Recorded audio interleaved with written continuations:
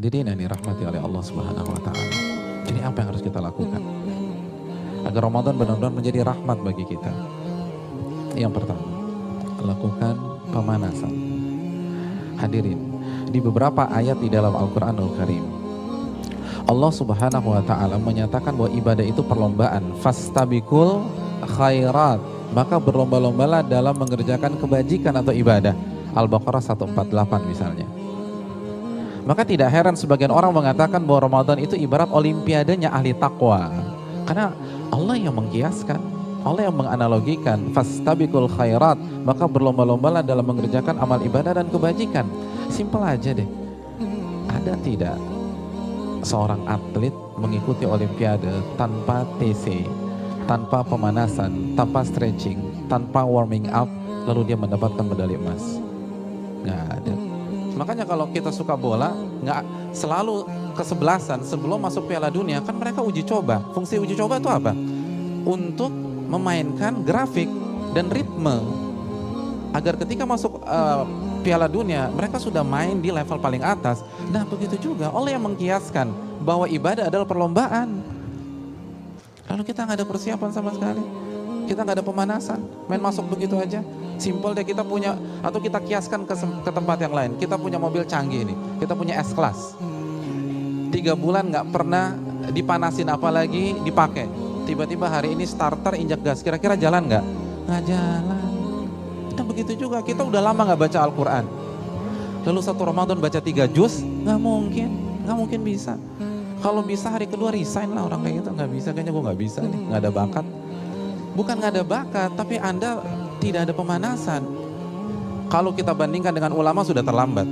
Para ulama dari Sya'ban, Al-Imam Al-Mulai, salah satu ulama besar, itu begitu masuk 1 Sya'ban libur, tokonya ditutup 2 bulan, buka lagi Syawal. Sibuk apa? Sibuk pemanasan, masuk TC, baca Al-Quran, tingkatkan tempo Qiyamul Lail, perbanyak puasa Ramadan. Makanya nggak heran para ulama terdahulu 3 hari khatam, 3 hari khatam, 3 hari khatam, 3 hari khatam. Utsman sehari khatam, sehari khatam, sehari khatam. Karena pemanasan, nggak bisa begitu aja.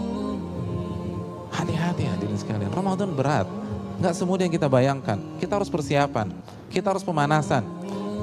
Yang kedua, pastikan sebelum 1 Ramadan ilmu kita tentang puasa telah komplit. Ilmu tentang hukum fikih puasa, bagaimana sahur, bagaimana buka, apa doanya, lalu tarawih seperti apa, lalu iktikaf, lalu apa bedanya tarawih dengan tahajud, lalu bagaimana jika kita sedang safar. Itu komponen harus komplit. Karena dalam Sahih Bukhari, kaidah kita mengatakan al-ilmu qabla al-qawli wal amal. Ilmu dulu sebelum berbicara dan beramal. Ilmu dulu. Jangan tanggal 15 Ramadan baru buka buku, terlambat. 20 Ramadan baru buat kajian pembatal puasa. Kemana aja Mas, tinggal 10 hari lagi. Ya analogi sederhana lah, kita mau traveling, naik pesawat, begitu masuk ke pintu pesawat kita lihat pilotnya lagi buka buku panduan bagaimana menerbangkan pesawat. Kira-kira kita duduk di pesawat itu enggak? Enggak kan?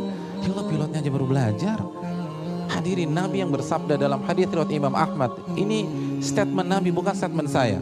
Nabi kita SAW mengatakan, rubba sa'imin hadzuhu min siyamihil ju'u wal atash. Betapa banyak orang yang berpuasa ganjarannya hanya lapar dan dahaga, nggak dapat apa-apa. Dan hadis ini menariknya menggunakan kata rubba. Rubba dalam bahasa Arab adalah sebuah kata untuk mengungkapkan sesuatu dengan kuantitas yang banyak, jumlah yang banyak. Kalau kuantitasnya cuma 1, 2, 3, nggak pakai rubba dalam bahasa Arab. Nabi menggunakan kata rubba, artinya banyak orang gagal puasa Ramadan. Nah, ini kan yang harus kita pikirkan. Sudah komplit belum ilmu kita, komponen kita itu? PR kita yang ketiga, kita harus mengetahui apa makna dibalik ibadah-ibadah yang kita kerjakan di Ramadan.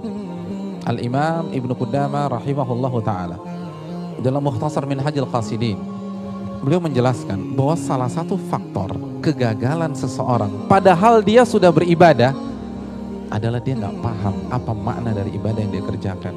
Jadi dia pikir hanya nahan lapar, nahan haus, hanya sujud, ruku begitu aja. Akhirnya apa? Akhirnya sikapnya, kehidupannya itu nggak nyambung dengan ibadah yang dia baru saja kerjakan. Karena dia nggak ngerti Apa sih maksudnya ini? Salah satu makna penting dari dan dibalik puasa Ramadan, Allah ingin mengajarkan kita bahwa dalam hidup itu kita harus menginjak pedal rem. Gak bisa gas terus tuh, gak bisa.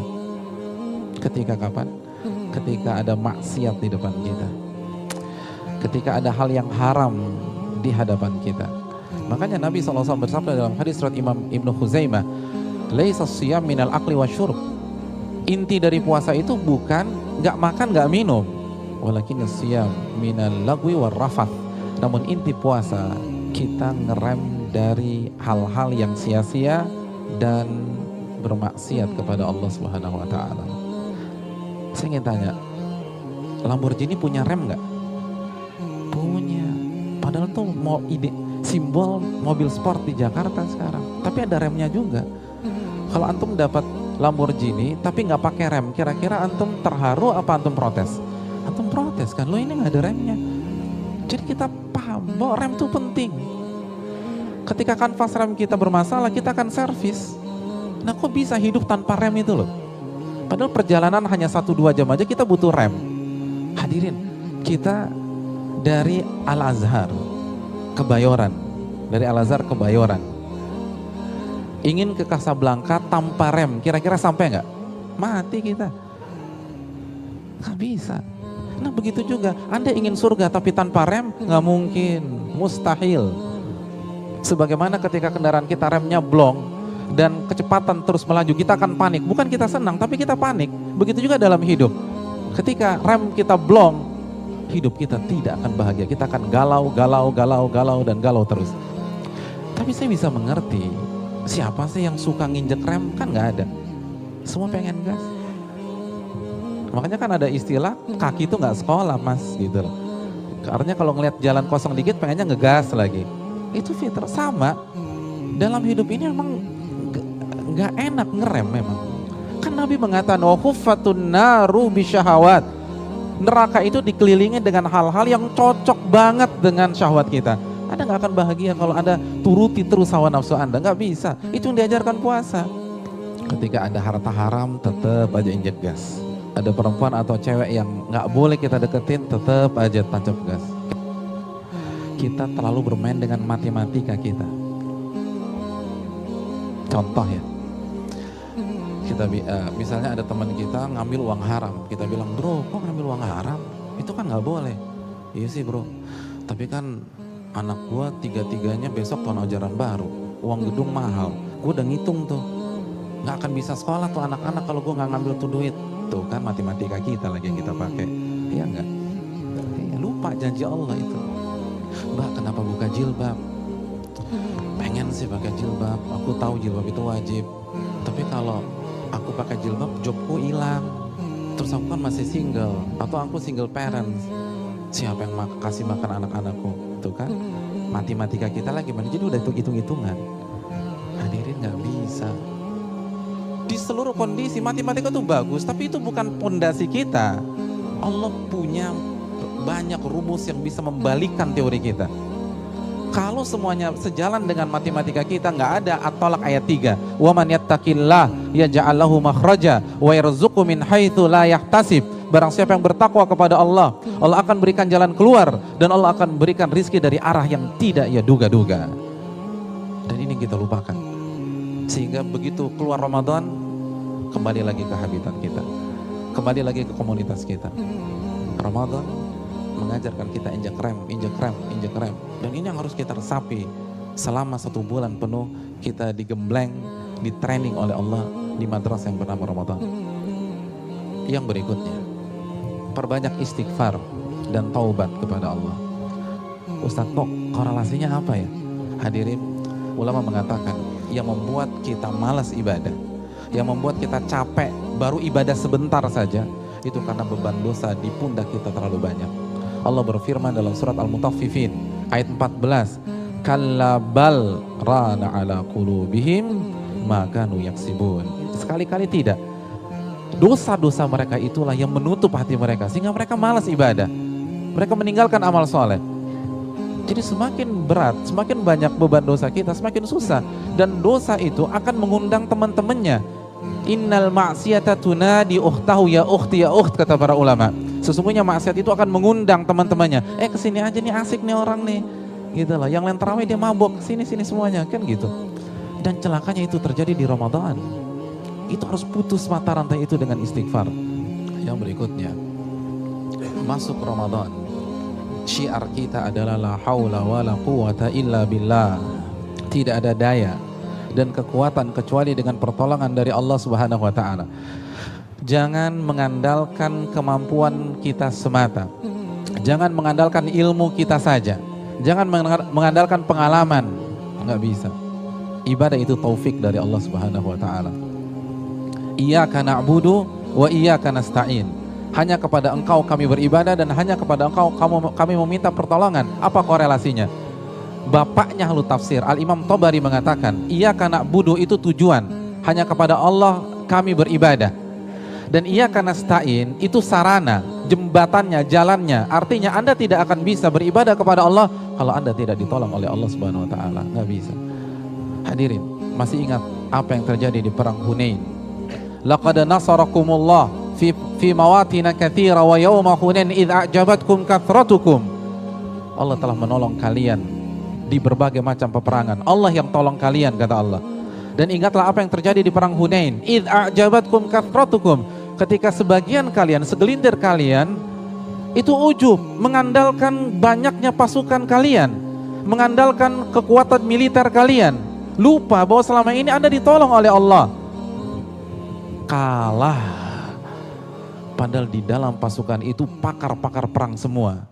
Di dalam pasukan tersebut ada Rasulullah SAW, panglima perang nomor 1 di dunia. Ada Abu Bakar As-Siddiq, ada Umar bin Khattab, ada Uthman bin Affan, ada Ali bin Abi Thalib. Namun gara-gara segelintir, bukan Nabi yang ujub, bukan, segelintir, satu pasukan kalah. Padahal mereka pakar. Kita bukan pakar puasa, kita bukan pakar tahajud, kita bukan pakar Al-Quran. Lalu kita masuk Ramadan mengandalkan pengalaman kita, kalah. Minta kepada Allah, berdoa agar Allah mudahkan. Hadirin yang dirahmati oleh Allah, buat schedule untuk Ramadan dan berani meng-cancel dan mengorbankan sebagian aktivitas dunia kita. Target penting. Kalau kita nggak punya target, repot kita. Kita akan menunda. At-taswis min junudi iblis. Para ulama mengatakan menunda-nunda, nanti. Itu adalah bala tentara iblis. Jadi harus pakai schedule. Hadirin yang dirahmati oleh Allah, seseorang yang merasakan bahwa ini adalah Ramadan terakhirnya, maka dia akan luar biasa dalam beribadah. Orang akan mengeluarkan seluruh potensinya ketika dia merasa ini adalah kesempatan terakhir. Ini the last chance. Di pertandingan final Piala Dunia, kalau sudah perpanjangan waktu itu kiper maju loh. Kiper maju. Dia udah gak peduli lagi. Dia akan habis-habisan. Apalagi kalau dia merasa ketinggalan. Kita nih ketinggalannya banyak banget loh. Masa lalu kita berlumuran dosa dan maksiat. Hadirin, kiper maju, dia gak peduli lagi tuh gawang. Dia maju. Apalagi kalau tendangan sudut, tendangan bebas, dia akan maju ke sampai kotak penalti lawan.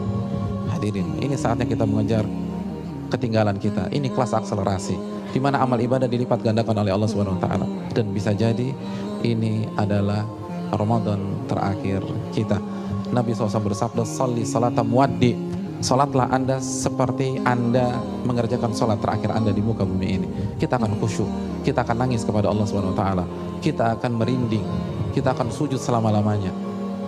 Ramadan ini bisa jadi kesempatan terakhir saya dan hadirin sekalian.